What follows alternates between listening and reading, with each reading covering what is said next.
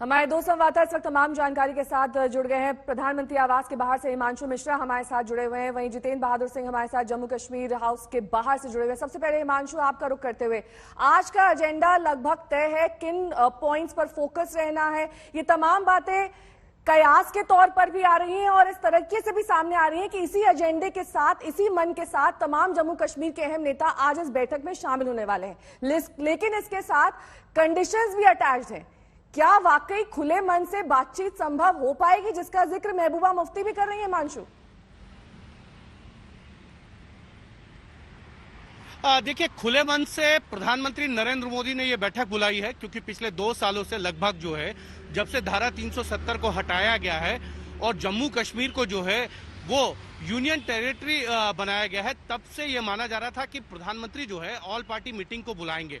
अब जब all party meeting बुलाई है तो जम्मू कश्मीर के जो तमाम नेता हैं वो अपना एजेंडा लेके आए हैं। उनका ये कहना है कि जिस तरीके से महबूबा मुफ्ती ने कहा कि धारा 370 को रीस्टोर करना और साथ ही साथ जो है पूर्ण राज्य का दर्जा देने को लेकर जो है वो बात होनी चाहिए और सभी स्टेक होल्डर से बात होनी चाहिए। उन स्टेक होल्डर्स में उन्होंने ये भी कहा कि पाकिस्तान से भी बात होनी चाहिए।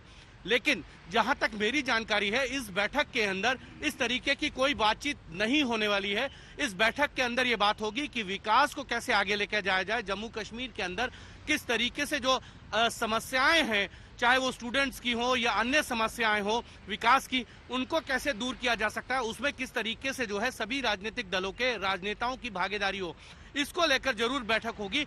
कुछ नेताओं की तरफ से ये बात जरूर उठाई जाएगी, धारा 370 का मामला हो, पूर्ण राज्य के दर्जे की बात हो या डीलिमिटेशन की।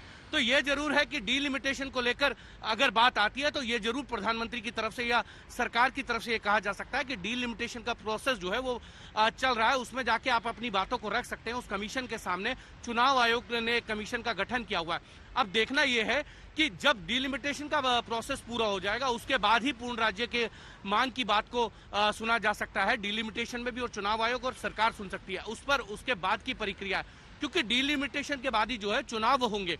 अब चुनाव से पहले जो प्रक्रिया है वो चल रही है, तो इसको एक तरफ किया जा सकता है। धारा 370 को लेकर सरकार ने अपना मन पहले ही साफ कर दिया है।